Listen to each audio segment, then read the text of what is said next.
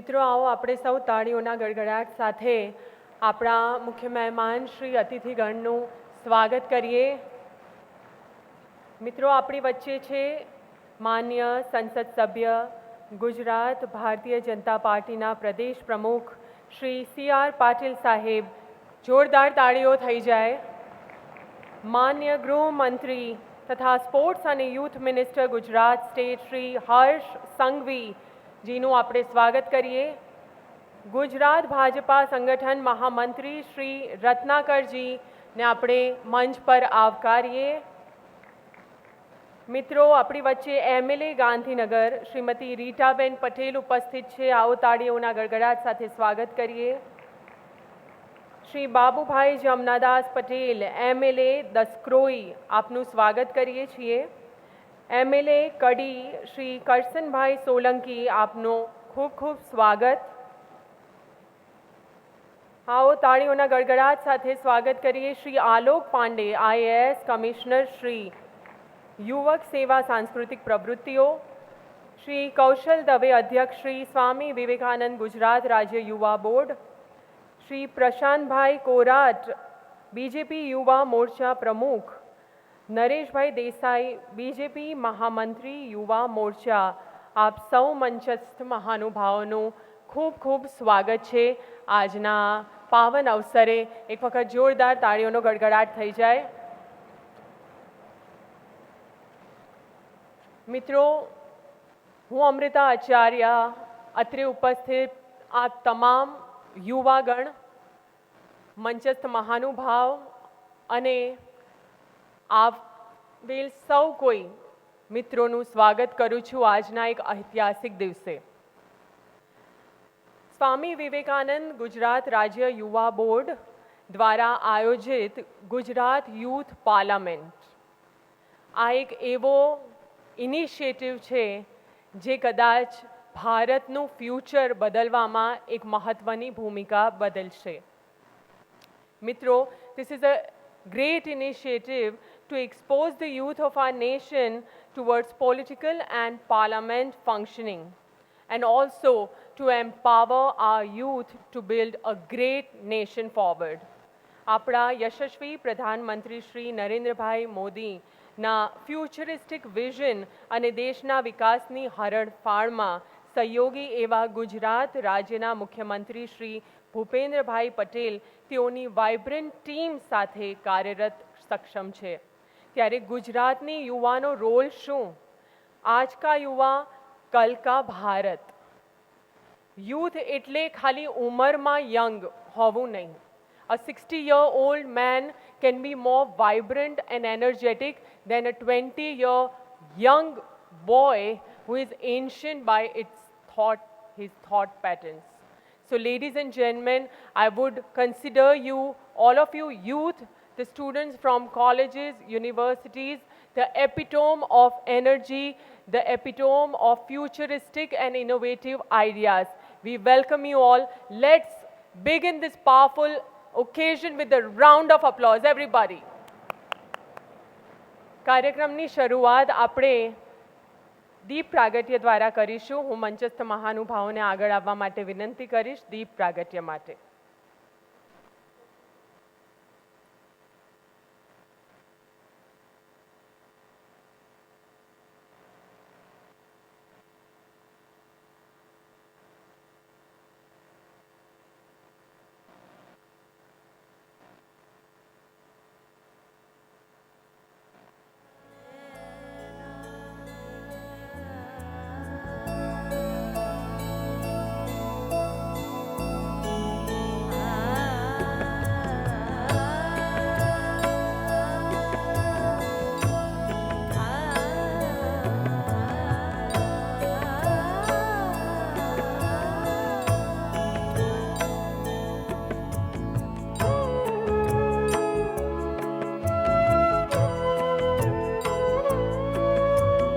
शुभं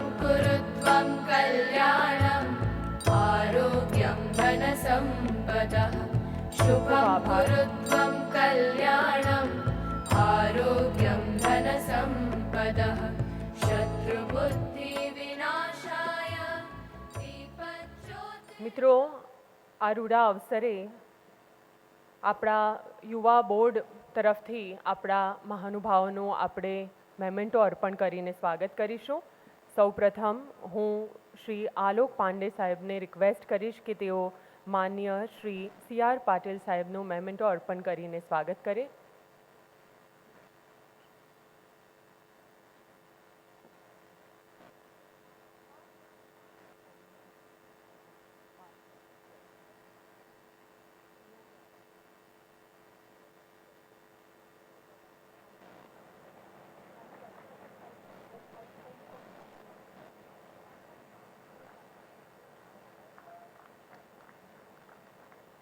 જોરદાર તાલીઓ થઈ જાય.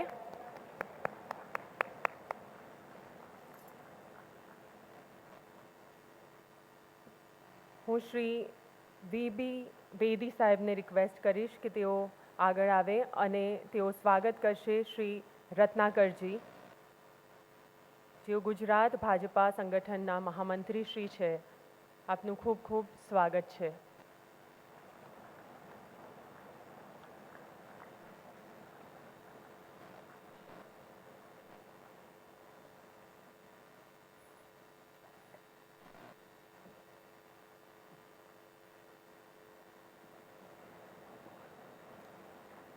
ખૂબ ખૂબ આભાર.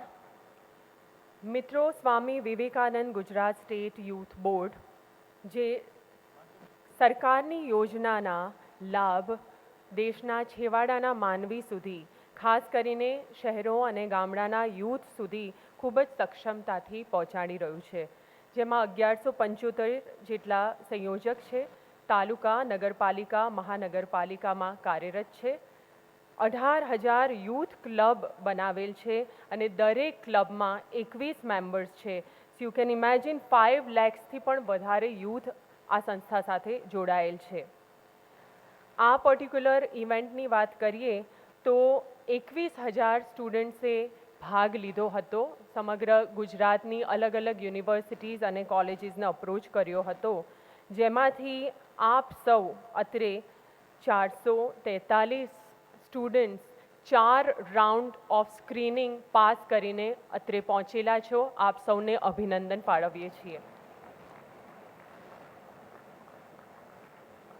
ટીવી પર લાઈવ પાર્લામેન્ટની કામગીરી જોવી કે ત્યારે બેઠા બેઠા ટિપ્પણી કરવી આસાન છે, પરંતુ it's very difficult to actually play a role and walk in their shoes. And today you are going to get this opportunity to experience this. एक दिन के PM, एक दिन के HM, एक दिन के मिनिस्टर, एक दिन के सभी मेंबर्स, आप सबको हम सलाम करते हैं.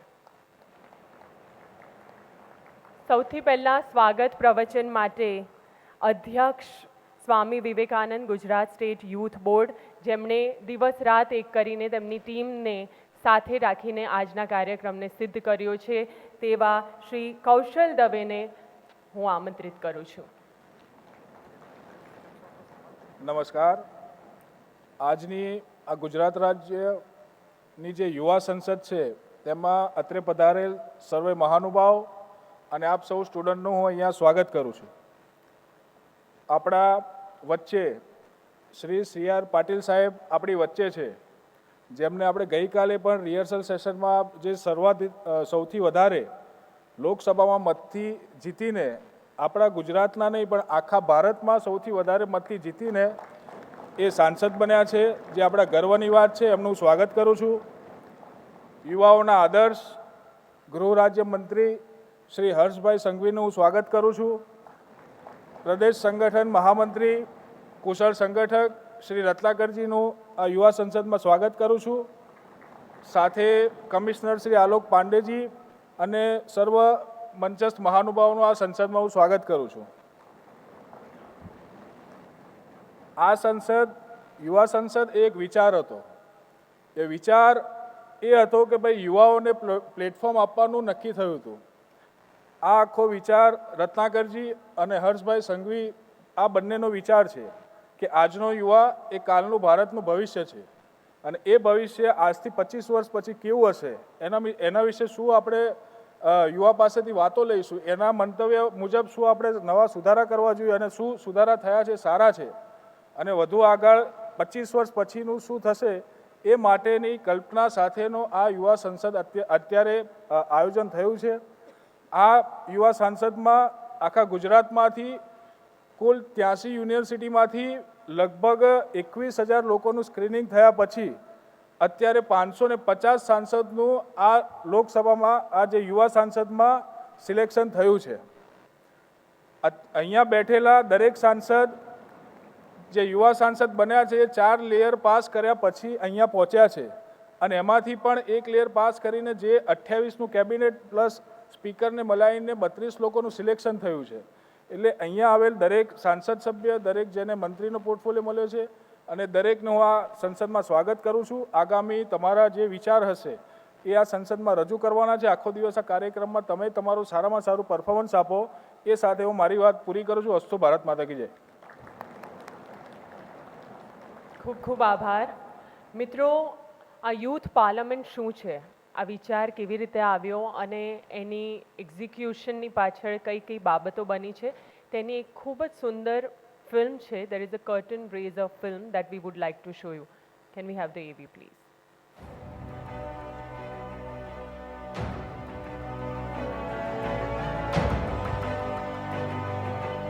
भारत है विश्व का सर्वाधिक युवा राष्ट्र, जहां निवास करती है दुनिया की लगभग 65% नौजवान आबादी.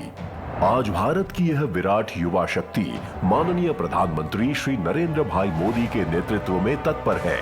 देश को विकास पथ पर नई ऊर्जा और शक्ति के साथ गतिमान करने के लिए गुजरात के युवाओं को विकसित भारत एक्ट 2047 के महान लक्ष्य की दिशा में प्रेरित करते हुए गुजरात के माननीय मुख्यमंत्री श्री भूपेंद्र भाई पटेल के मार्गदर्शन एवं माननीय मंत्री श्री हर्ष भाई संघवी के निर्देशन में युवा, खेल एवं सांस्कृतिक प्रवृत्तियां विभाग गुजरात सरकार द्वारा संचालित स्वामी विवेकानंद गुजरात राज्य युवा बोर्ड 9 मार्च को गांधीनगर में आयोजित कर रहा है सर्वप्रथम गुजरात युवा संसद 2024 youth vision eight 2047.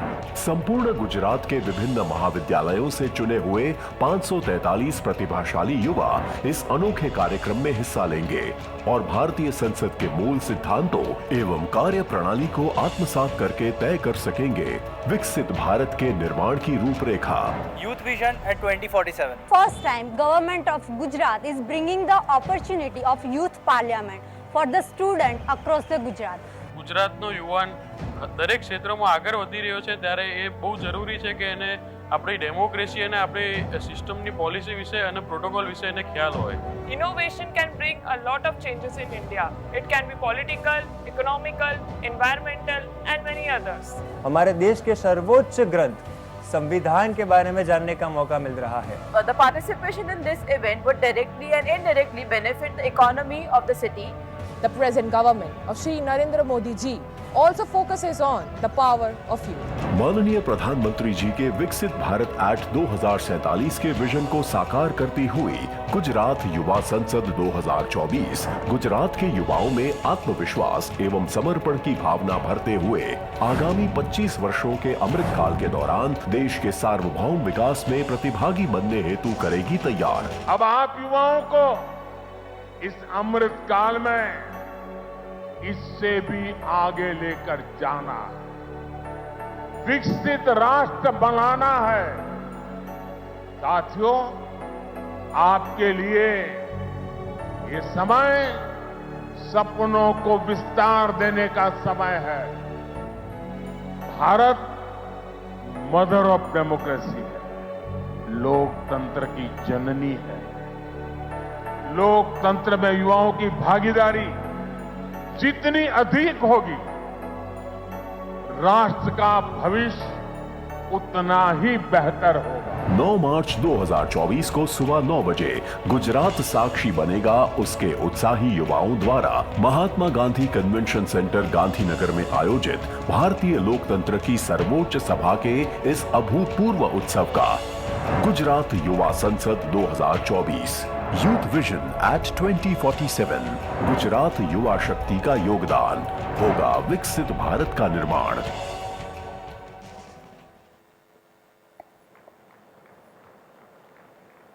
Khub aabhar. And now, ladies and gentlemen, we are blessed to have this young, energetic force as a Home Minister of our state. You know whom I am talking about, the youth icon of our nation.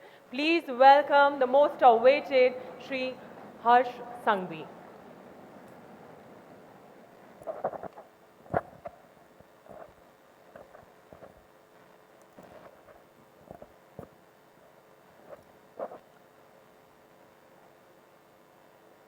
Gujarat youth parliament youth vision @2047 के आज के ये उद्घाटन प्रसंग में हम सब के बीच उपस्थित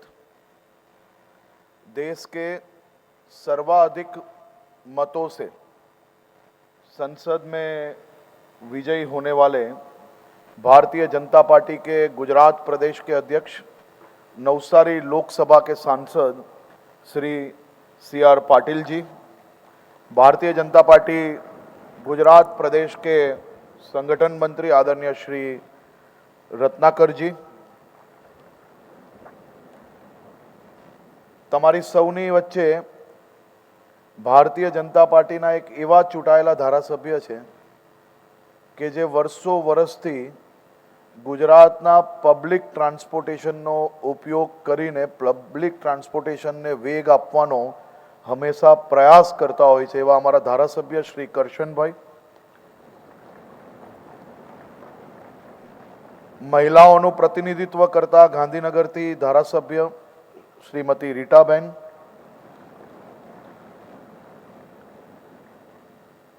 શ્રી બાબુભાઈ જમનાદાસ પટેલ ધારાસભ્યશ્રી, અમારા યુવા નેતાઓ શ્રી પ્રશાંતભાઈ કોરટ, શ્રી કૌશલભાઈ દવે, વિભાગના સચિવ શ્રી આલોક કુમાર પાંડે, શ્રી વિશનસિંહ વેદી અને નરેશભાઈ દેસાઈ અને આપ સૌ મારા યુવાન સાથીઓ,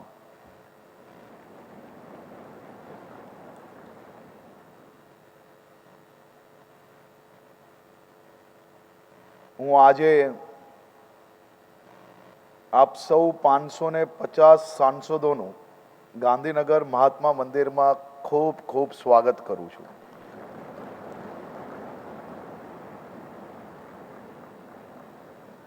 ભલે તમે સાંસદ આજની ગુજરાત યુથ પાર્લામેન્ટના છો, એક દિવસના સાંસદ છો, પણ આ એક દિવસના સાંસદ આજની સંસદમાં એક દિવસના સાંસદ તરીકે વાતો નહીં કરશે, પરંતુ એના મનમાં, એના વિચારોમાં ભારત @2047 કેવું હોવું જોઈએ, કઈ દિશામાં હોવું જોઈએ, મોદી સાહેબે આપેલા વિચારોથી ભારત @2047 કેવું બનવાનું છે, એ વિચારોને રજૂ કરતી વખતે આપણે પરમનન્ટ સાંસદોના વિચારોથી જ આજે વિચારો જરૂરથી રજૂ કરશો તેવું મને 100% ખાતરી છે.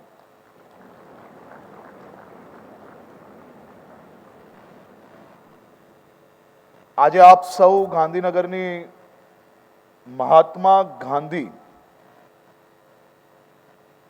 આજે હોલ છે મહાત્મા મંદિર હોલની અંદર એક દિવસની સંસદના સાંસદ બનવા માટે તમામ લોકોએ અનેક લેયરો, હજારો ઉમેદવારોની વચ્ચેથી પસાર થઈને આજે તમે સિલેક્ટ થઈને અહીંયા આવવા સુધીનો અવસર પ્રાપ્ત કર્યો છે. કરીબન આજે હું આંકડો લેતો હતો તો 22,000ની આસપાસ ઉમેદવારો, જેમ ઉમેદવારો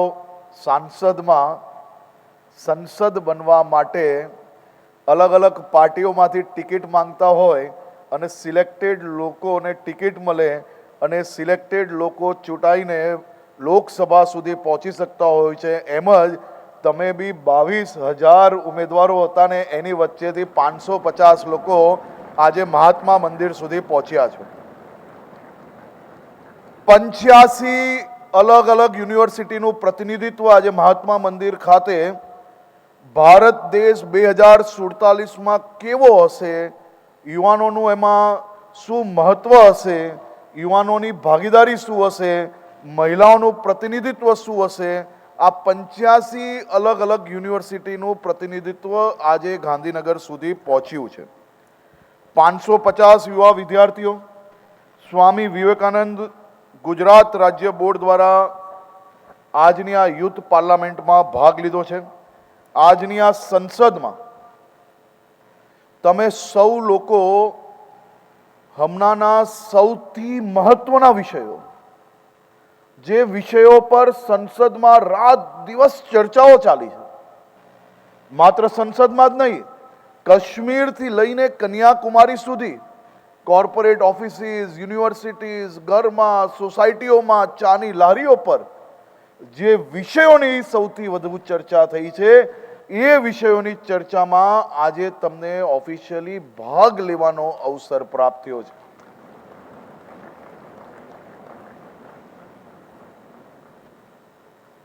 યુનિફોર્મ સિવિલ કોડ, જે દેશનો સૌથી મહત્વનો વિષય છે, જેની ચર્ચા માત્ર દેશમાં જ નહીં દુનિયાભરમાં થઈ રહી છે, એ યુનિફોર્મ સિવિલ કોડ કઈ રીતે લાગુ પડ્યો, કઈ રીતે એને ભવિષ્યની અંદર દેશભરમાં લાગુ પાડવામાં આવશે, તેનું તમે પોતે રિસર્ચ કર્યું. સરકારે કઈ રીતે આ કામગીરીને આગળ વધારી છે, એ કામગીરી કઈ રીતે લોકો સુધી, જમીન સુધી પહોંચાડવામાં આવશે, તેનો રિસર્ચ કરવાનો અવસર 550 લોકોને મળ્યો છે, જે તમે સૌ લોકો જેને યુનિફોર્મ સિવિલ કોડની અંદર ટાઈમ ફાળવવામાં આવ્યો છે, તે સૌ લોકો યુનિફોર્મ સિવિલ કોડ મુદ્દે અહીંયા આજે ચર્ચા કરવાનો તેમને અવસર પ્રાપ્ત થશે.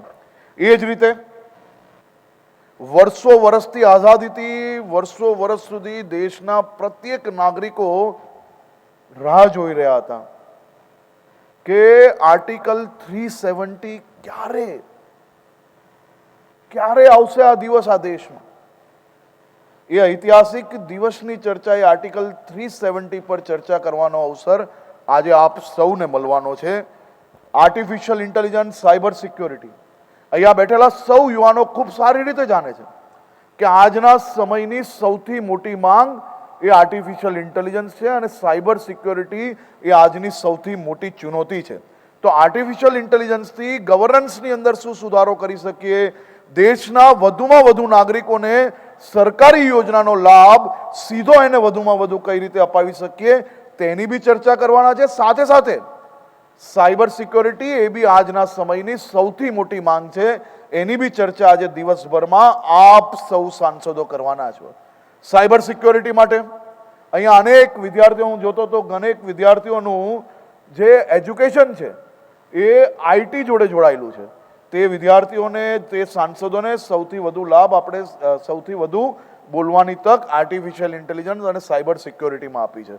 મારી આપને વિનંતી છે, કોઈ બી પ્રકારનો પોલિટિકલ વિચારના વગર આર્ટિફિશિયલ ઇન્ટેલિજન્સ અને સાયબર સિક્યોરિટી માટે તમારું પોતાનું જે નોલેજ છે, એ નોલેજનો ઉપયોગ કરીને આજે વધુમાં વધુ ચર્ચાની અંદર આપ સૌ લોકો ભાગ લેશો, તેવી મારી આપ સૌને ખાસ વિનંતી છે. એનર્જી રિસોર્સ, આપણે એ રાજ્યના નાગરિક છે જે રાજ્ય સોલર એનર્જીમાં દેશમાં સર્વપ્રથમ છે. સૌથી વધારે સોલર એનર્જી પ્રોડ્યુસ કરવાવાળું રાજ્ય એ આપણું ગુજરાત રાજ્ય છે. અને દેશના લોકપ્રિય પ્રધાનમંત્રી આદરણીય મોદી સાહેબ, જેમને દિવસભર આપણે સૌએ રામ મંદિરની પ્રતિષ્ઠાના દ્રશ્ય જોયા હશે, એ દ્રશ્ય જોયા પછી તમે જોયું હશે કે સાંજે આવતાની સાથે દેશભરના કરોડો ઘરો પર સોલર એનર્જી કઈ રીતે પ્રોડ્યુસ થાય તેની કલાકો સુધી બેઠક લે અને દેશભરના નાગરિકો માટે યોજના ડિક્લેર થાય, એવી એનર્જી રિસોર્સિસ, સોલર એનર્જી પર આજે ડિસ્કસ કરવાનો આપ સૌ લોકોને અવસર પ્રાપ્ત થવાનો છે. જ્યુડિશરી રિફોર્મ્સ, આપણે વર્ષો વર્ષથી જે આપણા કાયદાઓ હતા, જે કાયદાઓ હવે જે પીડિત છે તેને ન્યાય કઈ રીતે મળી શકે તે માટે એક ઐતિહાસિક નિર્ણયો, કાયદાઓની અંદર જે બદલાવ આવ્યો છે, જ્યુડિશરી રિફોર્મ્સ જે છે એના ઉપર ચર્ચા કરવાનો બી આપ સૌ લોકોને આજે અવસર મળવાનો છે. આ 5 બિલોની સાથે સાથે જે મહત્વના વિષયો છે, આપણે સૌ લોકોએ જોયું વર્ષો વર્ષથી આ દેશનું સપનું સાકાર થયું. અયોધ્યામાં રામલલ્લા બિરાજમાન થયા, રામ મંદિર બન્યું. એ રામ મંદિર એ દેશભરના કરોડો લોકોની આસ્થાનું કેન્દ્ર જરૂરથી છે, પરંતુ સાથે સાથે આ રામ મંદિર બનવાથી અયોધ્યાના હજારો લાખો લોકોને કયા પ્રકારે રોજગારી મળી, એનાથી ઇકોનોમિક રિફોર્મ્સ શું આવ્યા, તેની ચર્ચા કરવાનો અવસર આ મારા યુવાન સાથીઓને આજે મળવાનું છે. લોકો એ રિલિજિયસ ટુરિઝમને માત્ર ને માત્ર મંદિરની દ્રષ્ટિથી દેખે છે. તમે સૌ લોકો આજે જ્યારે રામ મંદિરથી ઇકોનોમિક રિફોર્મ શું આવ્યા તેના ઉપર જે કોઈ લોકો ડિટેલ્ડ સ્ટડી કરીને આવ્યા છે, તેના માધ્યમથી રાજ્ય અને દેશભરના નાગરિકોને અંદાજો આવશે કે આસ્થાનું તો બિરાજમાન થયું જ, પરંતુ સાથે સાથે ઇકોનોમિક રિફોર્મ્સ એનાથી શું આવે છે તેનો બી અંદાજો આવશે. એ જ રીતે વિકસિત ભારત 2047માં યુવાઓની જવાબદારી શું છે, યુવાઓનો રોલ શું છે. આજે હું જોઉં છું બધા જ લોકો યુવાન યુવાન યુવાન, હવે યુવાન લીડ કરશે, યુવાન દેશ ચલાવશે. આપણે સૌ લોકો ત્યારે જ લીડ કરી શકશો જ્યારે આપણી જોડે સિનિયર લોકોના, જેને વર્ષો વર્ષથી જે કોઈ ફિલ્ડમાં તમે છો એના અનુભવનો સહયોગ આપણે મળશે, તો જ આપણે સૌ લોકો લીડ કરી શકશો. તે અંદાજો હંમેશા હોવો જોઈએ કે વડીલોના આશીર્વાદ, વડીલોનો અનુભવ અને યુવાઓની મહેનત, આનાથી જ કોઈ બી દેશ આગળ વધી શકે. એટલે યુવાનો 2047ની અંદર આપણું દેશ ક્યાં હશે, દુનિયામાં કયા દિશામાં હશે, કયા લેવલ પર હશે, તેમાં આપણી જવાબદારી શું છે, દેશ શું હોવો જોઈએ, કોઈ શું કરવું જોઈએ, એ બધું તો બરાબર છે. એ બધી ચર્ચાનો ભાગ આપણે યુનિવર્સિટી કેમ્પસની કેન્ટીનમાં કરીએ એ યોગ્ય છે, પરંતુ સૌથી વધુ મહત્વનું શું છે, એ મહત્વનું એ છે કે આપણો રોલ શું હશે. મારે મારા દેશ માટે શું કરવાનું છે. હું મારો દેશ, મારું રાજ્ય, મારું શહેર ગંદકી છે, ત્યાં આટલા લોકો કચરો નાખે છે, તેની ચિંતામાંથી બહાર આવીને સર્વપ્રથમ મારે મારી જાતને પહેલાં સુધારવાનું છે, મારા પરિવારને સુધારવાનું છે, મારા મિત્ર વર્તુળને સુધારવાનું છે, મારી યુનિવર્સિટી, મારી હોસ્ટેલને સાફ રાખવાની છે, પછી આખા દેશની ચિંતા કરવાની છે. ત્યારે જ યુવાન પોતે સહભાગી બની શકશે. એટલે આજે આપણી રિસ્પોન્સિબિલિટી શું છે એના પર ચર્ચા થશે. 5 ટ્રિલિયનની ઇકોનોમી મોદી સાહેબના ત્રીજી સરકારમાં આપણે દુનિયાની ત્રીજી સૌથી મોટી ઇકોનોમી બનવા તરફ આગળ વધી રહ્યા છે. આમાં કોઈ શક જ નથી, આમાં કોઈ ઇફ એન્ડ બટ નથી. કારણ કે દેશ અને દુનિયા જોઈ રહી છે કે મોદી સાહેબના શાસનમાં કયા હિસાબે દેશના 140 કરોડ ભારતવાસીઓએ એમના ખભે ખભા મિલાવીને એમની સાથે ચાલીને આ દેશને ઇકોનોમી લેવલ પર જે રીતે સ્ટેબલ થયું છે. દુનિયાની કટોકટીમાં, ઇકોનોમીની કટોકટીમાં બી ભારત એક જ એવું દેશ છે જે સૌથી ઝડપથી ઇકોનોમીમાં આપણે આગળ વધી રહ્યા છે. સંસદીય અને રાષ્ટ્ર નિર્માણમાં આ મહત્વના વિધેયકો તેમજ વિષયો પર આપ સૌ આજે ખૂબ જ ડિટેલ્ડ અભ્યાસ કરીને આવ્યા છો. આપ સૌએ વાંચન કર્યું છે, વિવિધ રેફરન્સો શોધ્યા છે, લોકસભાના વિવિધ સત્રોની વેબસાઇટ અને અન્ય માધ્યમોનો અભ્યાસ બી આપ સૌએ કર્યો છે. તે બદલ બી હું આપ સૌને અભિનંદન આપું છું. આજે આ ઉદ્ઘાટન પ્રસંગમાં આપ સૌ લોકોને ભારતીય જનતા પાર્ટીના ગુજરાત પ્રદેશના અધ્યક્ષ શ્રી માર્ગદર્શન આપવાના છે. એ ભારતીય જનતા પાર્ટીના ગુજરાત પ્રદેશના અધ્યક્ષ જરૂરથી છે, પરંતુ એક એવા સફળ સાંસદ છે કે જેમની ઓફિસ એ ફૂલ્લી ઓટોમાઇઝડ ઓફિસ, આ દેશના સર્વપ્રથમ સાંસદ એવા છે કે જેમને ફૂલ્લી ઓટોમાઇઝડ ઓફિસ બનાવરાવી, વધુમાં વધુ લોકો જે આવે તેને સીધો સરકારી લાભ કઈ રીતે અપાઈ શકાય, જેને ધક્કાઓ ના ખાવા પડે, તેને આર્ટિફિશિયલ ઇન્ટેલિજન્સ, સોશિયલ મીડિયા અને આઈટીના માધ્યમથી જોડીને ઝડપથી સુવિધાઓ આપવામાં સફળતા મેળવી છે.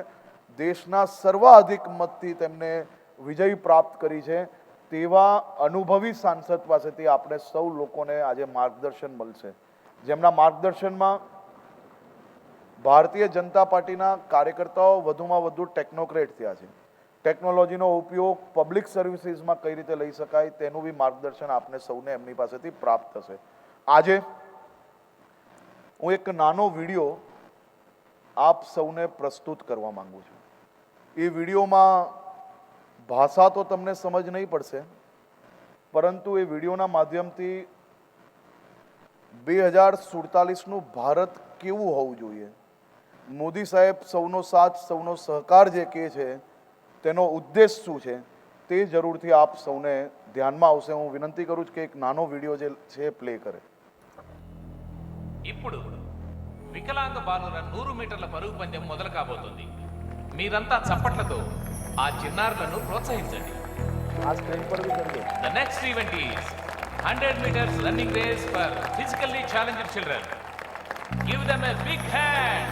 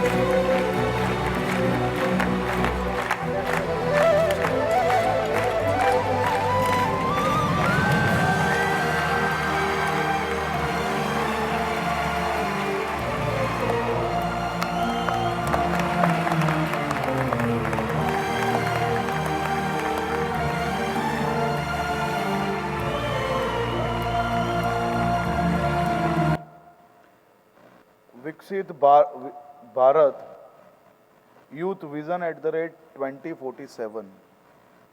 દરેક વિજય, દરેક જીત એ ઇન્ડિવિજ્યુઅલ નથી હોતી. ક્યારેક આપણે સૌએ સાથે મળીને જીતવું પડશે. સૌ સમાજ, સૌ વર્ગ, સૌ ઉંમરના લોકોએ આ માટે એક થઈને જીતવું પડશે. આપણા દેશ માટે આપણે સૌ લોકોએ સાથે મળીને આગળ વધવાનું છે.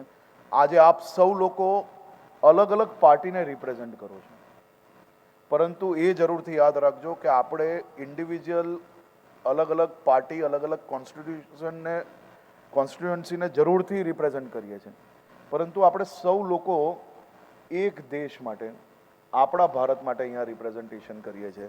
એ જરૂરથી યાદ રાખજો. મારી આપ સૌને વિનંતી છે કે નાના મોટા કોઈ બી વિષય હોય એ વિષયને પર્સનલાઇઝ કે પોલિટિકલાઇઝની જોડે જોડે આપણે રાજનીતિ જરૂરથી નાની મોટી ચાલતી હોય, પરંતુ જે સામાજિક વિષયો છે તેમાં બધા જ લોકોએ એક થઈને આપણે જરૂરથી આગળ સાથે વધવું જોઈએ. આ નાના બાળકો, આ દિવ્યાંગ બાળકો આપણા માટે એક ઉત્તમ અને સર્વશ્રેષ્ઠ ઉદાહરણ એક નાના વિડીયોથી આખું કન્સેપ્ટ આપણે સમજાવી શકે છે. ત્યારે આપણે સૌ લોકો, ભગવાને આપણે બધું જ આપ્યું છે, તો આપણે દરેક વસ્તુની અંદર સ્વાર્થ વચ્ચે ના લાવવો જોઈએ. પોતે ઇન્ડિવિજ્યુઅલ કેપેસિટીથી આપણે રિપ્રેઝન્ટેશન ના કરવું જોઈએ. As an country, as an party, as an વિચારો જોડે આપણે જરૂરથી રિપ્રેઝન્ટેશન કરવું જોઈએ. આપ સૌ લોકોને ફરી એકવાર હું ખૂબ ખૂબ અભિનંદન આપું છું. એક નાનું કવિતા પિયુષ મિશ્રાની હમણાં ઘણીવાર સાંભળવાનો અવસર મળે છે. એ સાંભળીને મનમાં હિંમત આવતી હોય છે कि तू जिस गति से है चला तू उस गति को पाएगा, तू फूल सूंघता रहा तो किस गति समाएगा, सर पे जिसके तेज और हाथ धनुष बाण हो, वीर उसको बोलते वो बूढ़ा हो जवान हो, रन में जाके हो खड़ा तो चक्रव्यूह को तोड़ दे, मौत को भी मात दे रे जिंदगी मरोड़ दे. આપ સૌ યુવાઓને હું ફરી એકવાર ખૂબ ખૂબ અભિનંદન આપું છું. આપ સૌ લોકો આજે તમારો પૂરેપૂરો સમય સાચી દિશામાં, રાઈટ ડિરેક્શનમાં, यूथ विजन @2047, आज का युवा कल का भारतનું ભવિષ્ય, આપણે સૌ લોકો આ સપનું સાકાર કરશો તેવી આપ સૌને ખૂબ ખૂબ શુભકામનાઓ.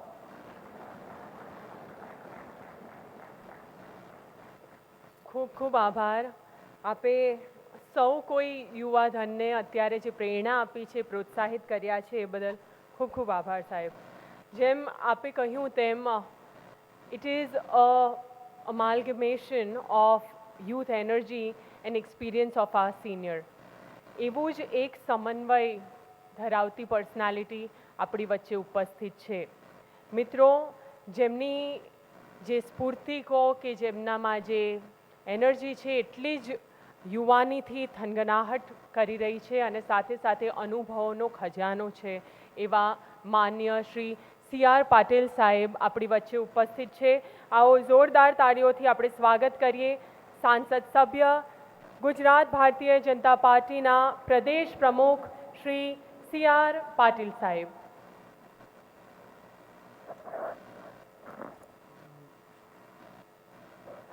ભારત માતા કી. આ સૂત્ર બોલવાની છૂટ છે, ત્યાં પાર્લામેન્ટમાં બોલી શકાય. ભારત માતા કી વંદે.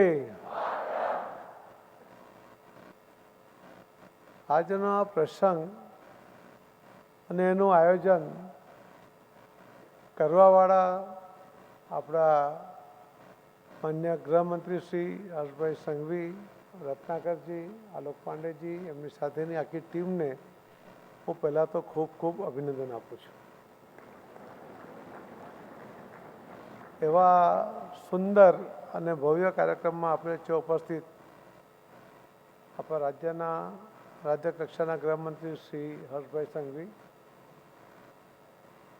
ગુજરાત પ્રદેશના ભારતીય જનતા પાર્ટીના સંગઠન મહામંત્રી આદરણીય શ્રી રત્નાકરજી, શ્રી કૌશલ દવે, શ્રી પ્રશાંત કોરાટ, શ્રી બીજેપી, જેમનું નામ જ બીજેપી છે, બાબુભાઈ જમનાદાસ પટેલ એવા MLA, એમના ફોઈએ નામ પાડતી વખતે એમને ખ્યાલ હશે કે આ જવાના જ છે બીજેપીમાં. જેમણે હમણાં જ હર્ષભાઈએ કહ્યું કે જે સતત બસમાં પ્રવાસ કરીને એક બ્રાન્ડ એમ્બેસેડર છે, એવા શ્રી MLA કરશનભાઈ પટેલ, શ્રી આલોકજી પાંડે, શ્રી વેદી, ધારાસભ્ય રીટાબેન અને ખૂબ મોટી સંખ્યામાં અહીં ઉપસ્થિત એક દિવસના સાંસદો, આપ સૌને ખૂબ ખૂબ અભિનંદન. મિત્રો, જ્યારે બેઠા બેઠા વિચાર કરીને આજુબાજુ જોતો હતો ત્યારે મને એવું લાગ્યું કે ખૂબ જહેમત કરીને જેમ તમારું 20-22 હજાર યુવાનોમાંથી એની ચયન પ્રક્રિયા ખૂબ જ ગૂઢ હતી, અઘરી હતી, એમાંથી તમે 550 જણા ચૂંટાયા, પરંતુ તમને વાતાવરણ પૂરું પાડે. ફક્ત ખુરશીઓ ગોઠવીને બેસવાને બદલે જે વાતાવરણ પાર્લામેન્ટમાં છે એ જ વાતાવરણ તમને અહીંયા મળે, એની ખૂબ કાળજી રાખીને આજે આ આયોજન કરવામાં આવ્યું છે.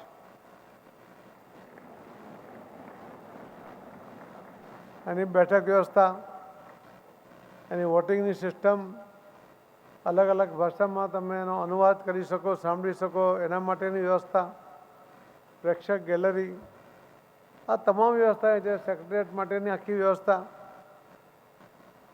પ્રેક્ષક ગેલેરીમાં બેઠેલા ભાઈઓને મારી એટલી જ વિનંતી છે કે કોઈ કૂદતા નહીં.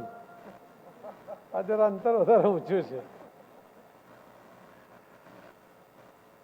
પણ ફક્ત આયોજન નહીં, આપણને સંસદમાં બેઠા હોય એ પ્રકારની અનુભૂતિ થાય એ પ્રકારના વાતાવરણ સાથે આજે આ કાર્યક્રમનું આયોજન થયું છે, જે મેં પહેલીવાર બહુ પરફેક્ટ આયોજન જોયું છે. એટલા માટે હું હર્ષભાઈ સહિત તમામને ખૂબ ખૂબ શુભેચ્છા પાઠવું છું.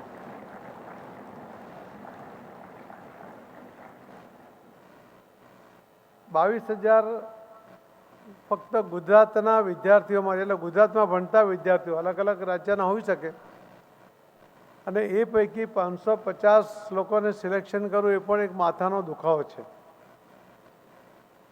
પણ એના માટે પણ જ્યુરીની સિસ્ટમ બનાવીને સિલેક્શનની આખી પ્રક્રિયા કરીને જ્યારે સિલેક્ટ કર્યા છે, ત્યારે ચૂંટણી લડીને આવતા સાંસદોથી તમે કમ નથી એ હું તમને કહેવા માગું છું.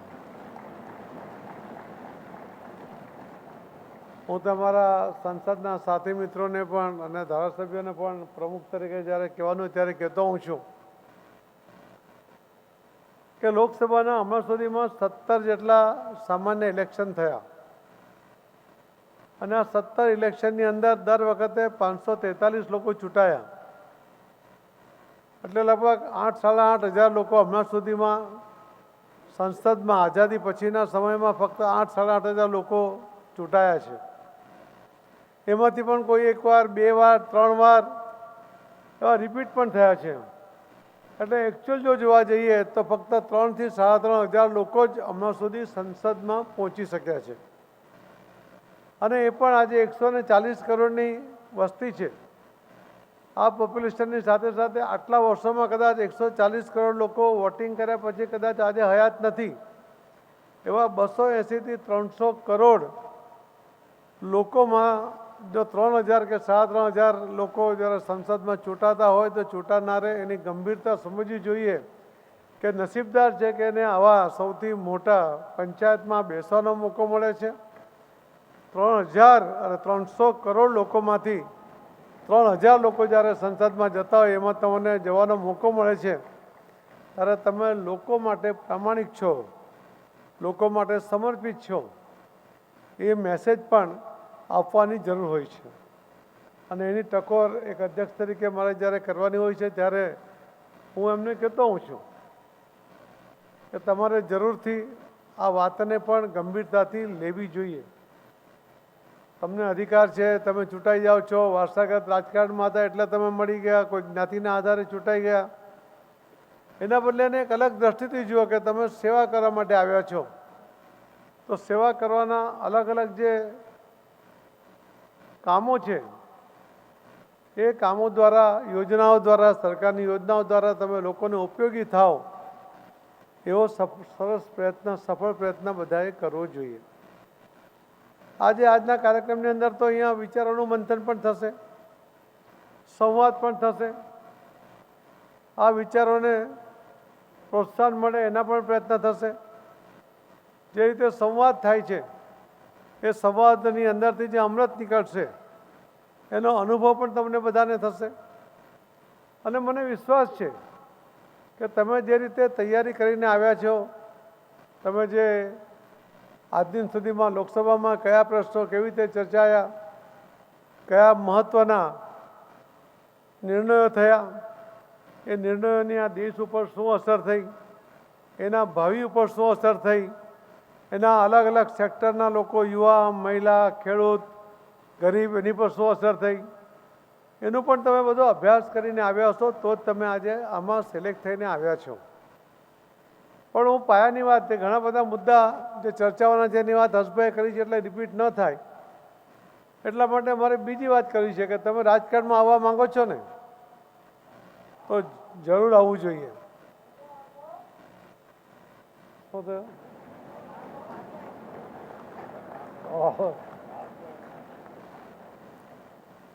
પણ સૌથી પહેલાં તમે જ્યારે એજ્યુકેશન મેળવો છો ત્યારે તમારે આર્થિક ઉપાર્જનની વ્યવસ્થા કરીને જ આવવું જોઈએ.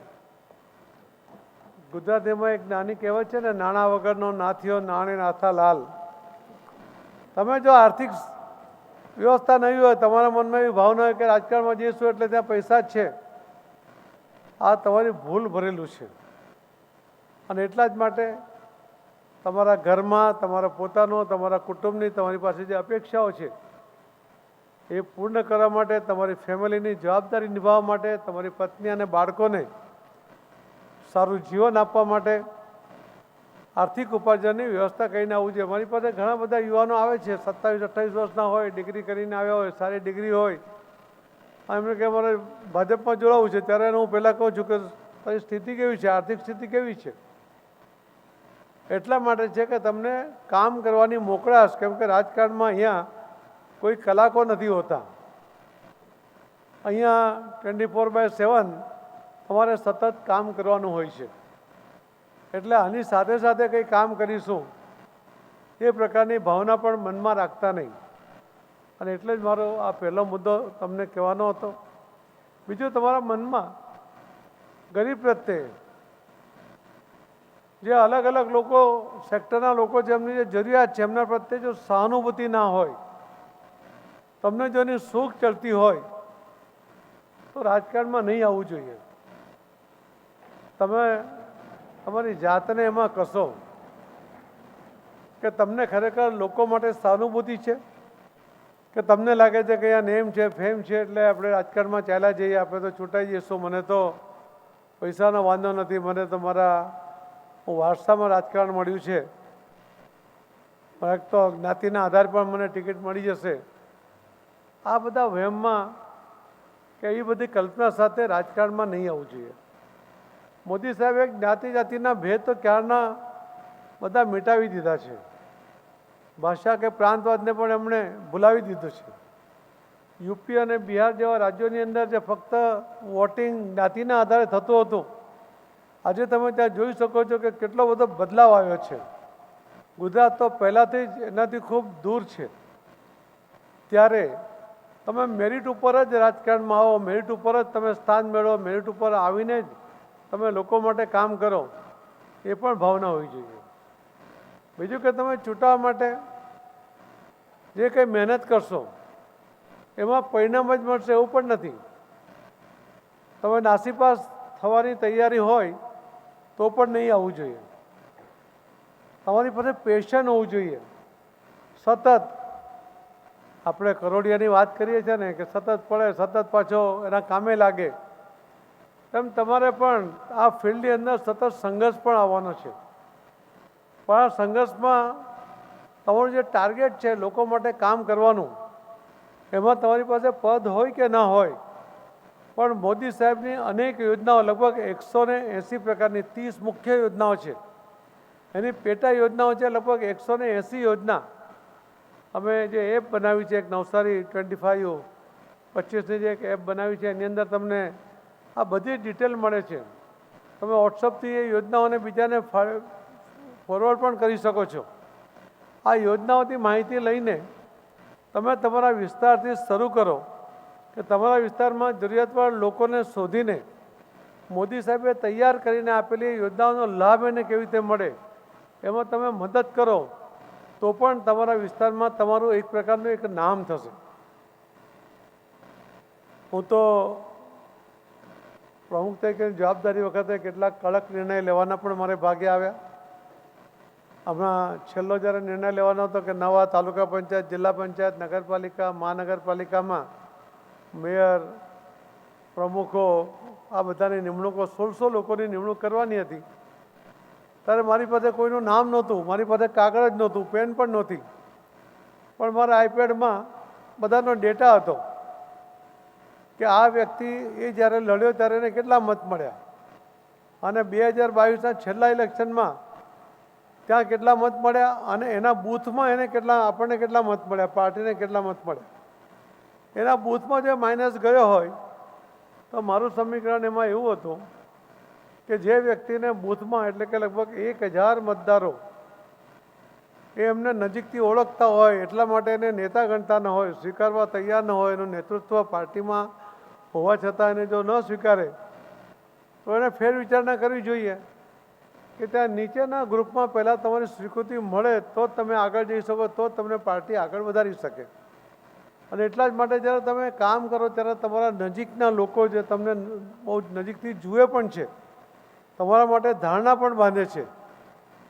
ખાલી સાંભળેલી વાતો નહીં, પણ તમારા વાણી, વર્તન અને વ્યવહાર ઉપર ધ્યાન રાખીને એ જ્યારે નિર્ણય કરતા હોય છે ત્યારે એની પર તમારા વ્યવહાર પર ખૂબ કાબૂ હોવો જોઈએ, સૌજન્યશીલ વ્યવહાર હોવો જોઈએ, ભાષામાં સભ્યતા હોવી જોઈએ. ઉટપટાંગ વાતોમાં આપણે ગલીના નાકે ટોળો મળીને જે ગપ્પા મારતા હોઈએ છીએ એવી ઇમેજ ન બને એની પણ ચિંતા કરવી જોઈએ.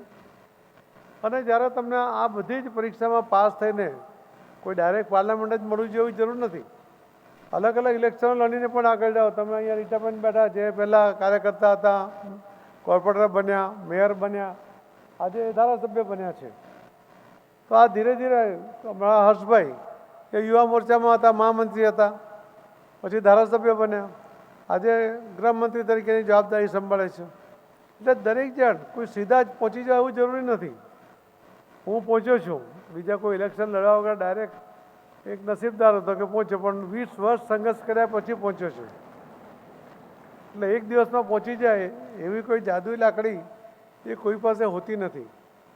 પરંતુ સંસદમાં જાઓ ત્યારે તમારી કલ્પના શું હશે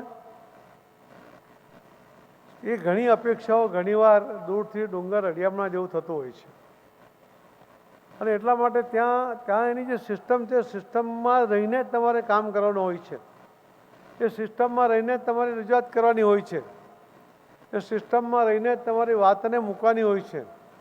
તમને મળતા સમય ત્યાં કદાચ તમને 5 મિનિટ મળે, 3 મિનિટ મળે, 7 મિનિટ મળે, તો એની ઉપર એ દરમિયાન તમારે તમારો મુદ્દો કેવી રીતે મુકાય એનું પણ પ્રેક્ટિસ કરી લેવી પડે.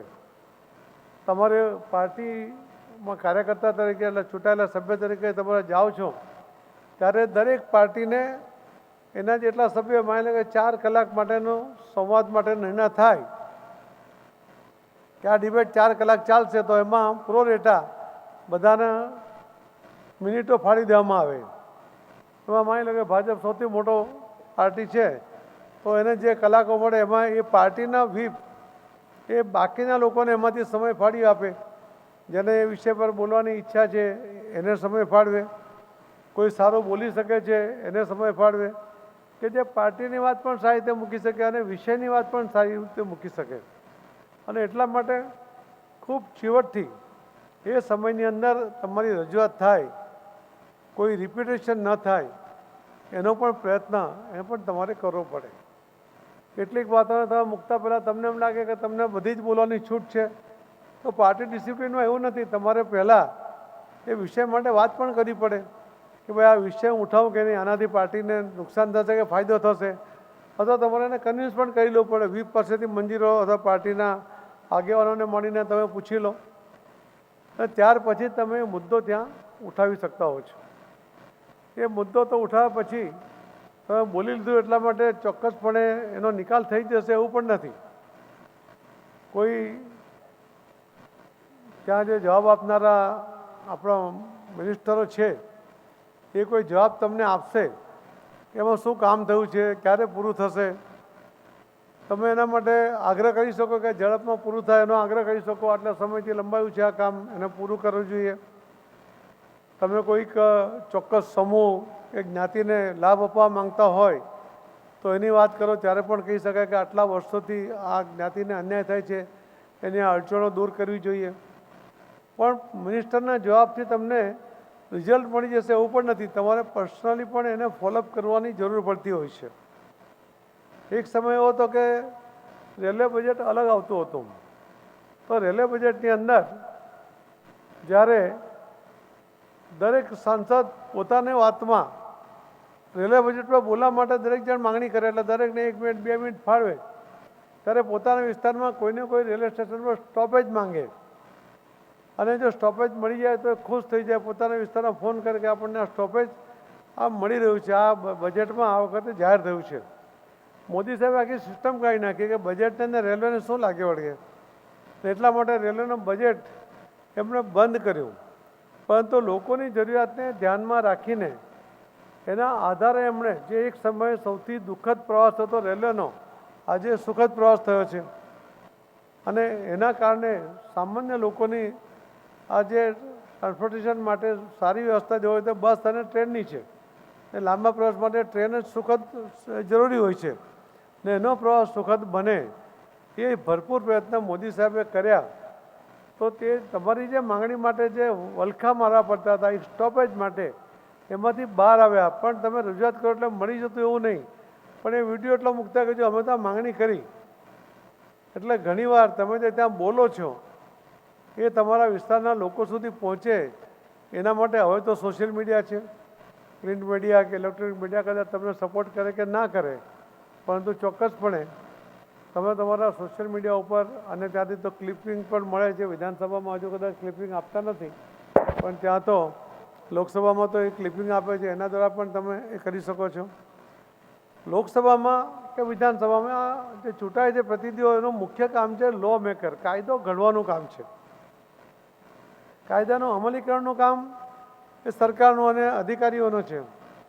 પણ કાયદો ઘડતી વખતે એ કાયદાનો જ્યારે મુસદ્દો આવે ત્યારે એક મુસદ્દામાં કોઈ એવા મુદ્દા હોય કે જેના કારણે કોઈ વ્યક્તિને, કોઈ સમાજને, કોઈ સમૂહને, કોઈ રાજ્યને કોઈ પણ નુકસાન થતું હોય તો એ વાત તમારે એના ડિબેટ વખતે કહેવું જોઈએ. તમારું સૂચન સ્વીકારી લેવામાં એવું પણ નથી, કેમ કે નિર્ણય વોટિંગના આધારે, બહુમતીના આધારે થતો હોય છે. પણ એ રેકોર્ડ પર ચોક્કસ રહી છે કે તમે આનો વાંધો લીધો હતો. ને એટલે જ ઘણીવાર વિરોધ પક્ષો જે વિરોધ નોંધાવવાનો પ્રયત્ન કરે છે એ પોતાની હાજરી પૂરવા માટે કરે છે. પણ તમે પણ આ વાત ધ્યાનમાં રાખો છો કે જ્યારે વિરોધ કરો ત્યારે એ મુદ્દો એવો જોઈએ કે લોકોને પણ લાગે કે ના, તમારો સાચો મુદ્દો ઉઠાવ્યો. એની પણ નિર્ણય થયો કે ન થયો, લગભગ સરકારો બહુ વધારે મુદ્દાઓને સ્વીકારતી નથી, કોઈ પણ પાર્ટીની સરકાર હોય, કેમ કે જે તૈયાર કરીને આવે ત્યારે બધા જ પાસાઓને ધ્યાનમાં લઈને કરતી હોય છે. પણ તમે જ્યારે રજૂઆત કરો છો ત્યારે ખૂબ અસરકારક રજૂઆત, મુદ્દાસરની રજૂઆત તમે કરો છો એ પણ હોવું જોઈએ. ત્યાં 1 કલાક પ્રશ્નોત્તરી માટેનો હોય છે. એ પ્રશ્નમાં તમે તમારા વિસ્તારના પ્રશ્નો તમે મોકલી આપો. તમે રોજના પ્રશ્નો માટે 4 પ્રશ્નો લખીને મોકલી શકો છો. એ બધા માનો કે 543 લોકો છે, મિનિસ્ટરો પ્રશ્ન પૂછતા નથી, બાકીના લોકો પ્રશ્ન પૂછે તો લગભગ 450થી વધુ લોકો જો પ્રશ્નો પૂછે તો લગભગ તો 2000 પ્રશ્નો થઈ જાય. તો આ 2000 પ્રશ્નો, એમાંથી 20 જ પ્રશ્ન, 7 જ પ્રશ્નો આવતા હોય છે. 7-8 પ્રશ્નોમાં તો કલાક પૂરો થઈ જાય. ઘણીવાર તો મિનિસ્ટરો પણ મિસચીફ કરે. અમારા હર્ષભાઈ બી એમાં માસ્ટર છે કે કોઈ એવો પ્રશ્ન કે જેમાં સરકાર મુશ્કેલીમાં મુકાતી હોય તો એ પ્રશ્ન ન આવે એટલા માટે આગળના મંત્રીઓ જ્યારે જવાબ આપે ત્યારે વધુ સમય ખેંચતા હોય છે. એના કારણે પ્રશ્ન આવે જ નહીં, એટલે સરકારે 20માં નહીં મૂકવું પડે. આ પણ એક ટ્રીક છે. આ બધું તમારે ધ્યાનમાં રાખવું પડશે. એટલે એમાં જે ડ્રો થાય કોઈ પણ સાંસદની હાજરીમાં, એક સવારે ડ્રો થાય તેમાંથી 20 પ્રશ્નો આવે. એ 20માં પ્રશ્નોમાંથી 7-8મો પ્રશ્ન તો ક્યારેય કોઈ દિવસ આવતો જ નથી. પણ એ પ્રશ્ન પૂછનાર અને મંત્રી જ્યારે જવાબ આપે ત્યારે તમારામાંથી બાકીદારને લાગે કે મારે પણ આ બાબતમાં કોઈ પૂરક પ્રશ્ન કરવો છે, ત્યારે તમે અધ્યક્ષની પરવાનગી સાથે તમે એમાં પૂરક પ્રશ્ન પણ કરી શકો છો. સાંજે 0 અવર્સ પણ હોય છે. હવે તો એનો સમય પણ બદલાવે છે, બપોરે પણ લઈ લે છે. તો 0 અવર્સની અંદર પણ તમે પોતાની વાત જે છે કે તમારા વિસ્તાર માટે અથવા તમારી કોઈ માંગણી છે એ તમે લખીને આપી શકો છો. પણ એ માંગણી જે તમે લખીને આપો છો તમારે એ જ વાંચવાનું હોય છે. ત્યાં તમે ભાષણ નથી કરી શકતા, તમે મૌખિક રજૂઆત નથી કરી શકતા. તમારે ડિક્ટો જે તમે લખીને આપ્યું છે ત્યાં એ જ તમારે વાંચન કરવાનું હોય છે. પ્રશ્નોત્તરીમાં તમારો પ્રશ્ન સ્ટાર, અનસ્ટાર એવા પ્રશ્નો હોય, એના જે મંત્રીઓ જવાબ આપે અને અનસ્ટાર પ્રશ્નનો જવાબ પછી લેખિતમાં પણ તમને મોકલી આપે. પરંતુ આ જે 0 અવર્સમાં તમે પૂછેલા પ્રશ્નો અથવા તમારી રજૂઆત એનો કોઈ જવાબ નથી આપતો. એ તમારે એક તરફી કહી જાય. સરકારના મંત્રીઓ, એના અધિકારીઓ સેક્રેટરીએટમાંથી એ તમારી રજૂઆતને જે તે ડિપાર્ટમેન્ટને મોકલી આપવામાં આવે છે. હવે કોઈ પ્રશ્નમાં તમે કોઈ મંત્રીને પૂછો કે અમારે આ યુનિવર્સિટી ચાલુ કરવી છે, આટલા દિવસની અમારી માંગણી છે, પૂરી થતી નથી, તો ત્યારે એ મંત્રી જો એમ કહે કે અમે 1 વર્ષમાં આ પૂર્ણ કરીશું, તો એણે આપેલી બાહેધરી ગણાય અને એ બાહેધરી એ સરકારે 1 વર્ષમાં પૂર્ણ કરવી પડે. ન પૂરી કરી શકે તો એણે ફરીથી લોકસભામાં આવીને કહેવું પડે કે મને આમાં વધુ સમય આપો, અને એ રીતે નહીં તો એને ઠપકો પણ મળી શકે. ને એટલા જ માટે કોઈ મંત્રીઓ લગભગ કોઈ ગેરંટી આપતા નથી. ફક્ત મોદી સાહેબ જ ગેરંટી આપે છે. મોદીની જ ગેરંટી છે, બાકીની કોઈ ગેરંટી છે જ નહીં. એટલે આ જે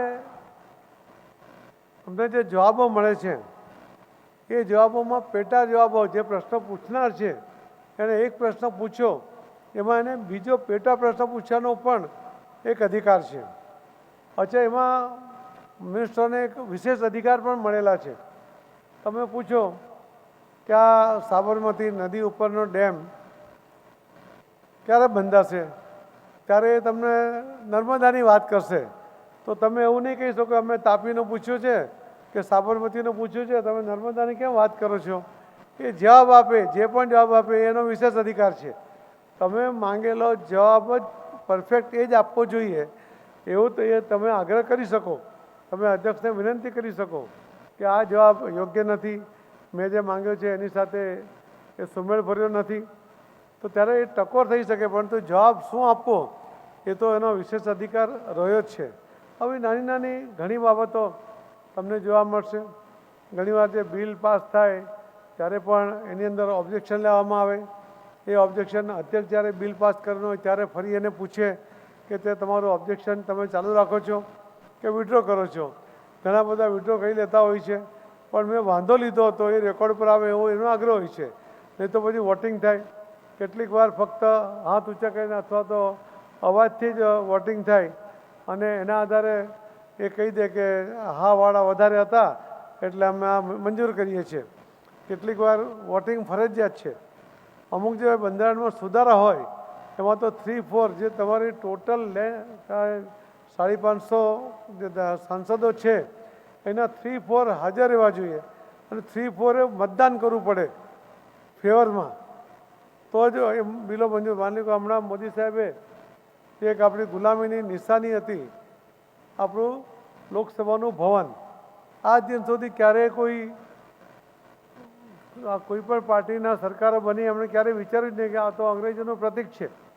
મોદી સાહેબે વિચાર્યું અને 2.5 વર્ષમાં એ બાંધવાનું નક્કી કર્યું, પણ 27-28 મહિનામાં તો પૂરું કરી નાખ્યું. 30 મહિનાને બદલે 2-3 મહિના પહેલાં પૂરું કર્યું. એક ઐતિહાસિક ભવનનું નિર્માણ કર્યું. તમે ક્યારે પણ લોકસભા ચૂંટાઈને જાઓ એના પહેલાં એકવાર વિઝિટ કરવા પણ ત્યાં જવું જોઈએ. એટલું બધું ત્યાં મોદી સાહેબે એ લોકસભાનું ભવન નિર્માણ કર્યું. આપણા સંસ્કૃતિને શોભે એ પ્રકારનું, એને અનુરૂપ એ પ્રકારનું એમણે આ ભવન નિર્માણ કર્યું. અને એ ભવનની અંદર, આ ઐતિહાસિક ભવનની અંદર પહેલો ઐતિહાસિક નિર્ણય શું કર્યો કે આ દેશની મહિલાઓને એમણે આખા દેશની તમામ રાજ્યોમાં 33% રિઝર્વેશન અને લોકસભામાં પણ 33% રિઝર્વેશન, આવો ઐતિહાસિક ઠરાવ સર્વાનુમતે મંજૂર કરાવ્યો. એટલે ઐતિહાસિક ભવન, ઐતિહાસિક ઠરાવ અને સર્વાનુમતે આ પ્રમાણે જે નિર્ણય મોદી સાહેબે કર્યા છે. મોદી સાહેબના માટે તમને એટલું પણ કહી શકું કે મારી તો 12 મિનિટ પૂરી થઈ ગઈ, 20 મિનિટ થઈ ગઈ, પણ મોદી સાહેબને તમે રોજ આજે ધ્યાનથી જુઓ, રોજ ટીવી પર તમે એમને જુઓ. મારી આપને વિનંતી છે, મોદી સાહેબ હવે રાજકારણ કરતા જ નથી. મોદી સાહેબે રાજકારણ બીજા ટર્મથી જ છોડી દીધું છે. હવે રોજ એ ઇતિહાસ લખે છે. રોજે રોજ દ્વારકામાં 70 મીટર નીચે પાણીમાં જઈને પૌરાણિક નગરી દ્વારકાને ટચ કરી આવે, ત્યાં યોગા કરે, ત્યાં મોરપીંછ મૂકી આવે. કોઈ પ્રધાનમંત્રી દુનિયામાં આટલું જોખમ લેતો નથી આ ઉંમરે. એ આ ઇતિહાસ મોદી સાહેબે લખ્યો છે. એમણે રાજકોટથી 1 એમ્સ, એની સાથે સાથે દેશમાં 7 એમ્સનું એક સાથે લોકાર્પણ કર્યું. 1 એમ્સના ફાંફા હતા, દિલ્હી એક જ એમ્સ હતું. મોદી સાહેબે એક જ દિવસમાં 7 એમ્સ કર્યા. આવતીકાલે મોદી સાહેબ વર્ચ્યુઅલ 10 એરપોર્ટનું લોકાર્પણ કરવા જઈ રહ્યા છે. એક એરપોર્ટ બનતો નહોતું, 10 એરપોર્ટ એક સાથે લોકાર્પણ કરવા જઈ રહ્યા છે. કાલે કાશ્મીરના દાલ સરોવરમાં મોદી સાહેબ હતા. તમે ત્યાંનું દ્રશ્ય જુઓ, કોઈ પ્રધાનમંત્રીએ ત્યાં જવાની હિંમત નહોતા કરતા. કેટલા છેલ્લા પ્રધાનમંત્રી ક્યારે ગયા હશે એને કદાચ ઇતિહાસમાં નોંધવું પડશે કે મોદી સાહેબ આટલા વર્ષ પછી ગયા. એમણે ત્યારના લોકોને વિશ્વાસ અપાયો કે તમારું આ દાલ સરોવરને અમે ડેવલપ કરીશું, તમારું જીવન અમે સરળ કરીશું.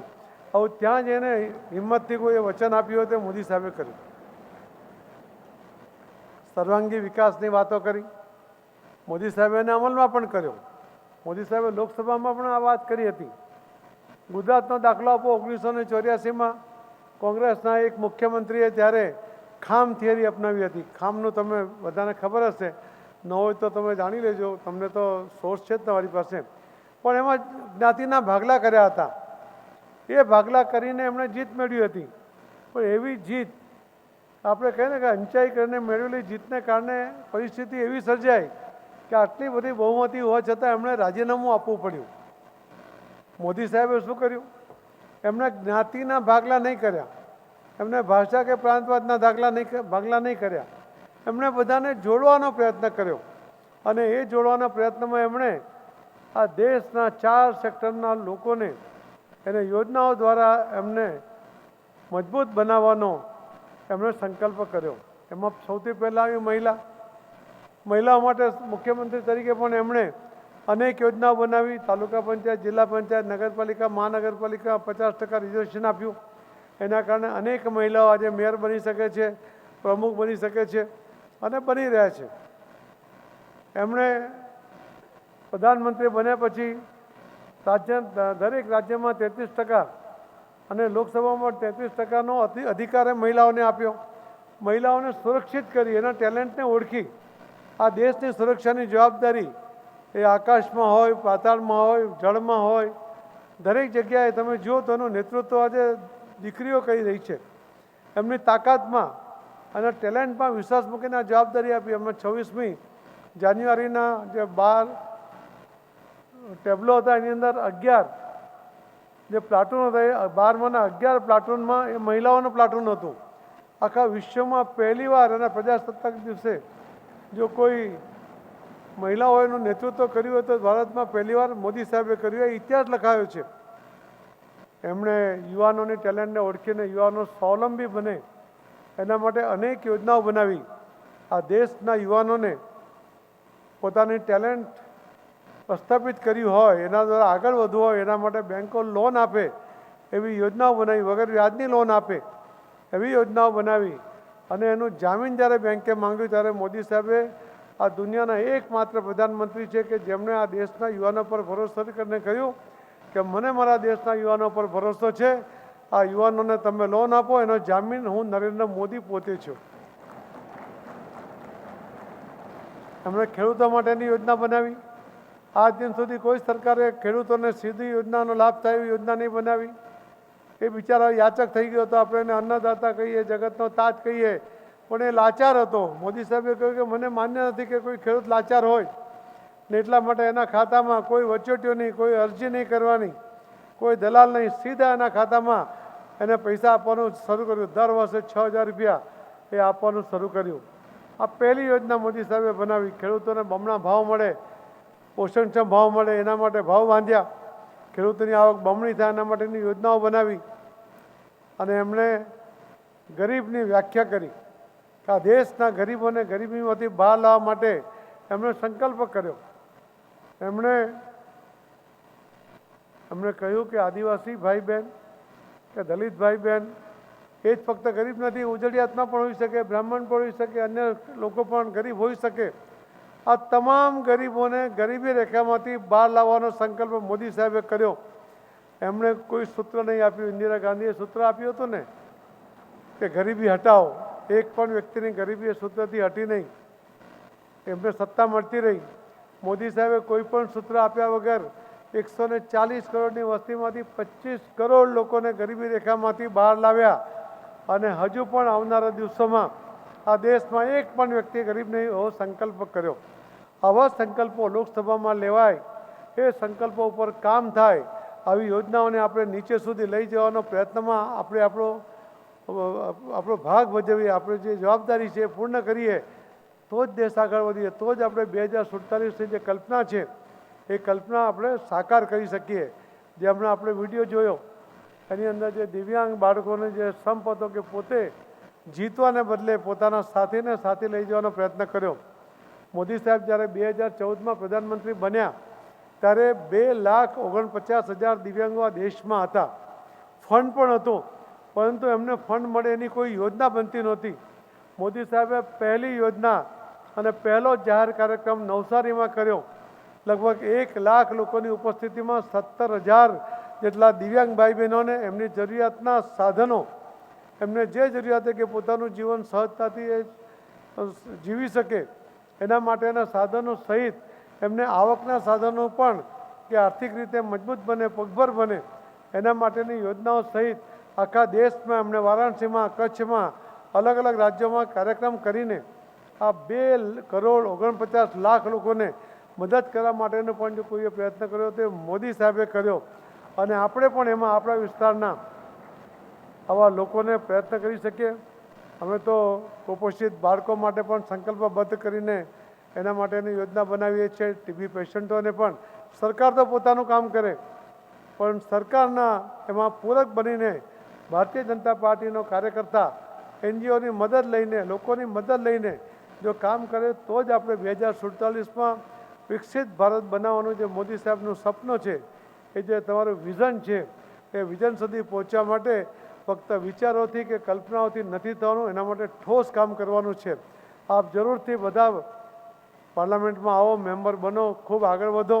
આ દેશની જવાબદારી તમે સંભાળો. પણ બધા જ ન પહોંચી શકે તો અલગ અલગ ક્ષેત્રમાં તમે જ્યાં પણ હો ત્યાંથી પણ આ દેશ માટે તમે કામ કરી શકો. અને તમારી પાસે એ જ અપેક્ષા છે. તમે આજે 22,000માંથી સિલેક્ટ થયા છો એટલે તમે આ ક્રીમ છો. આજે આ ક્રીમ પાસે સ્વાભાવિક અપેક્ષા છે. એ અપેક્ષા પૂર્ણ કરવા માટે તમે સક્ષમ છો એવો મને વિશ્વાસ છે. અપેક્ષા તમે લોકોની, તમારા કુટુંબની, આ દેશની પૂર્ણ કરશો એવી અપેક્ષા અને શુભેચ્છા સાથે મારી વાતને વિરામ આપું છું. જય જય ગરી ગુજરાત, ભારત માતા કી જય. ખૂબ ખૂબ આભાર સાહેબ. આપે જે ટિપ્સ આપેલી છે ધ્યાનમાં લેવા જેવી બાબતો એ અમારા યુવા સાંસદોને આજે જરૂર મદદરૂપ થશે. અને આપના માર્ગદર્શનની વાચાને વેગ આપતા આપ સૌ માટે આ 2 પંક્તિ જરૂર કહીશ कि हवाओं के भरोसे मत उड़, चट्टाने तूफानों का रुख बदल देती है, अपने पंखों पे यकीन रख, अपने पंखों पे यकीन रख, हवाओं के भरोसे तो पतंगे उड़ा करती है. Believe in your self. અને હવે આપણે આ કાર્યક્રમના અંતિમ તબક્કે આવી પહોંચ્યા છીએ. આભાર વિધિ માટે હું શ્રી આલોક પાંડે સર, કમિશનર શ્રી યુવક સેવા અને સાંસ્કૃતિક પ્રવૃત્તિઓ, જેમણે આ પ્રોગ્રામને સાકાર કરવા માટે માઇન્યુટ ડિટેલિંગ આપ સૌની સાથે રહીને તૈયારીઓ કરાવેલી છે, એવા શ્રી આલોક પાંડે સરને વિનંતી કરીશ.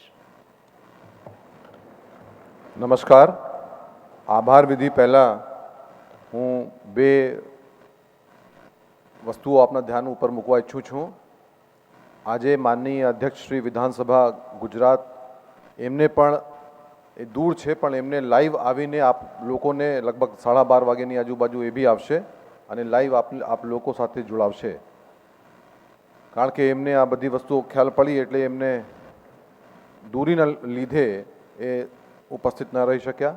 બીજી વસ્તુ છે કે અમારા એક ધારાસભ્યશ્રી પણ અહીંયા ઉપસ્થિત છે, પણ એ આજે ધારાસભ્ય તરીકે નહીં, એક વાલી તરીકે અહીંયા ઉપસ્થિત છે અને ઉપર પ્રેક્ષક ગેલેરીમાં બેઠા છે, કારણ કે એમના દીકરા પણ અહીંયા પાર્ટિસિપેટ કરી રહ્યા છે. શ્રી અમિત ઠાકર સાહેબ, એમને પણ હું સ્વાગત કરું છું. મીડિયાને એક વસ્તુ અને બાકી લોકોને પણ એક વસ્તુ હું બતાવવા ઈચ્છું છું કે આ જે એક ડિવાઇસ છે, આ ડિવાઇસ વોટિંગ માટે છે અને તમામ એમપીઝને આપવામાં આવી છે. પોતે એનડીએ એલાયન્સના હોય કે યુપી એલાયન્સના હોય, પોતે એમાં વોટિંગ કરશે અને એ વોટિંગ ડિજિટલાઇઝ માધ્યમથી ઉપર અમને જોવા મળશે. એ જ રીતે એમને જે હેડફોન આપ્યો છે, એ હેડફોનમાં તમામ વસ્તુઓ એટલે તમામ ભાષાઓનો ચેનલ વાઇઝ એ પોતપોતાની સગવડને લઈને એ લોકો સાંભળી શકે છે. મિત્રો, આભાર વિધિ પહેલાં હું એક વસ્તુ બતાવું કે આપ બધાને કદાચ એક માઇન્ડસેટ હોય કે જે ડેમોક્રેસીનો કોન્સેપ્ટ છે એ ભારતમાં નહીં બલ્કि વેસ્ટર્ન કન્ટ્રીઝમાં આવ્યું છે. પણ હિસ્ટોરિકલી તમને હું બતાવું કે તમિલનાડુમાં એક પ્રથા હતી કુદા વેલે, એટલે કુદા એટલે માટીનો ઘટ એટલે ઘડા, અને એમની હેઠળ વોડલે એટલે પત્ર નાખવામાં આવતો હતો અને એ ઉપરથી ગણતરી કરીને પછી સરપંચનું ઇલેક્શન થતો હતો. એ આજથી લગભગ 1500 વર્ષ પહેલાંની વાત છે.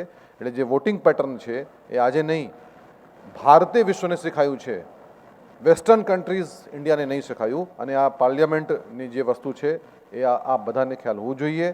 હું આ કાર્યક્રમમાં માનનીય સાંસદશ્રી અને ભારતીય જનતા પાર્ટીના પ્રદેશ અધ્યક્ષશ્રી શ્રીમાન CR પાટીલ સાહેબને બહુ ધન્યવાદ હું આપવા ઈચ્છું છું. કારણ કે એટલા વ્યસ્ત શેડ્યુલ છે. આજે પણ જે 5-10 મિનિટ વિલંબ થયો એ સીધા હવાઈ જહાજથી ત્યાં એરપોર્ટ ઉપર આવ્યા અને ત્યાંથી સીધા અહીંયા આવ્યા વિધાઉટ ફ્રેશનિંગ અપ. હી ડાયરેક્ટલી કેમ ઓન ધ ડેસ.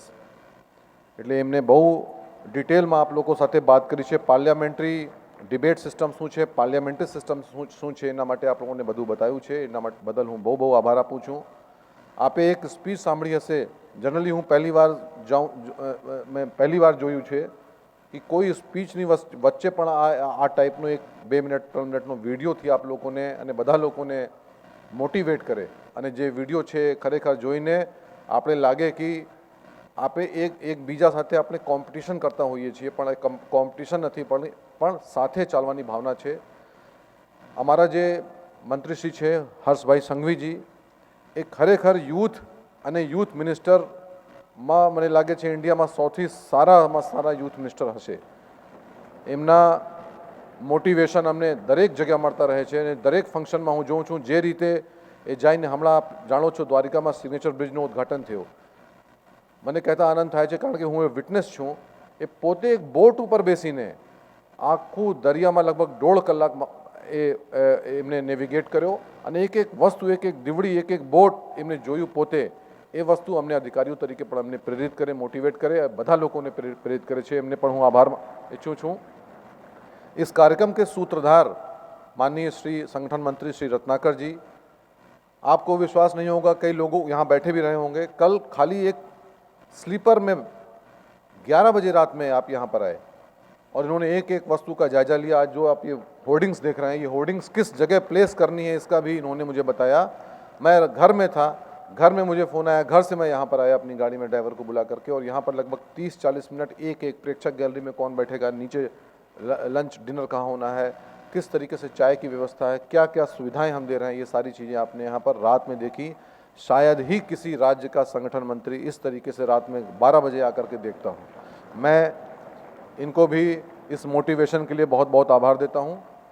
हमारे यहाँ मंच पर माननीय धारासभ्य श्री लोग बैठे हैं, मैं उन सभी को बहुत आभार देता हूँ. ख़ास तौर पे हमारे युवा बोर्ड के जो कौशल भाई दवे हैं, ये लगातार कंधे से कंधा मिला करके हमारे साथ रहे. इनको भी मैं बहुत आभार प्रकट करता हूँ. मीडिया का आभार प्रकट करता हूँ जिन्होंने कल बहुत अच्छा कवरेज लिया. आज भी इस पूरे दिन को आप विटनेस करेंगे. इन सारी जो क्षण हैं, इन सारे मोमेंट्स को आप कैप्चर करके लोगों को बताएंगे, क्योंकि भारत में कोई राज्य पहली बार अगर कोई कर रहा हो तो वो गुजरात है. और मेरे ख्याल से ये भी एक गुजरात मॉडल वाइब्रेंट की तरीके से बनेगा और आगे चल कर के दूसरे राज्य वो भी इसको अपनाएंगे, फॉलो करेंगे.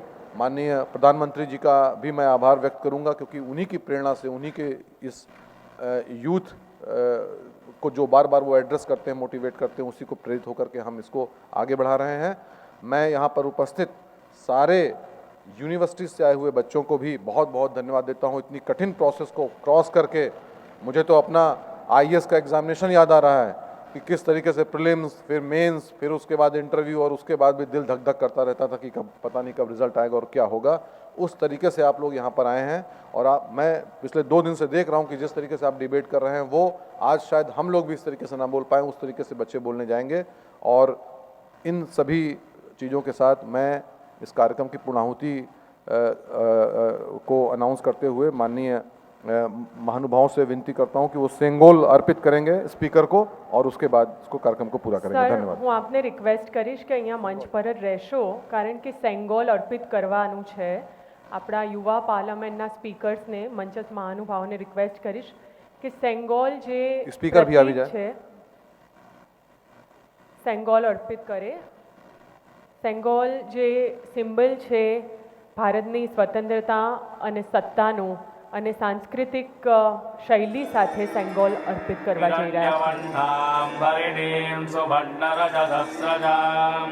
चन्द्रां हिरण्मयीं लक्ष्मीं जातवेदो ममावः तां भावः जातवेदो लक्ष्मीमनपगामिनीं यस्यां हिरण्यं विन्देयं कामश्वं पुरुषानहम् अश्वपूर्वां रथमध्यां हस्तिनादप्रबोधिनीं श्रियं देवीमुपक्वये श्रीं वा देवी जुषताम् कांसोऽस्मितां हिरण्यप्राकाराभाद्रां ज्वलन्तीं तृप्तां तत्पयन्तीं पद्मे स्थितां पद्मवण्डां त्वामिहोपक्वये श्रियं चन्द्रां प्रभासां यशसा ज्वलन्तीं श्रियं लोके देवजुष्टामुदारां तां पद्मनेमीं शरणमहं प्रपद्ये. આપ સૌને આપના સ્થાને ઊભા રહેવા વિનંતી કરું છું. વંદે માતરમ ના ગીત દ્વારા આપણે વિરમીશું. વંદે માતરમ વંદે માતરમ સુજલાં સુફલાં મલયજ શીતલાં श्यामलां मातरं वन्दे मातरं शुभ्रज्योत्स्ना पुलकितयामिनी पुल्लकुसुमित द्रुमदलशोभिनी सुहासिनी सुमधुरभाषिणी सुखदां वरदां मातरं वन्दे मातरं वन्दे मातरम्.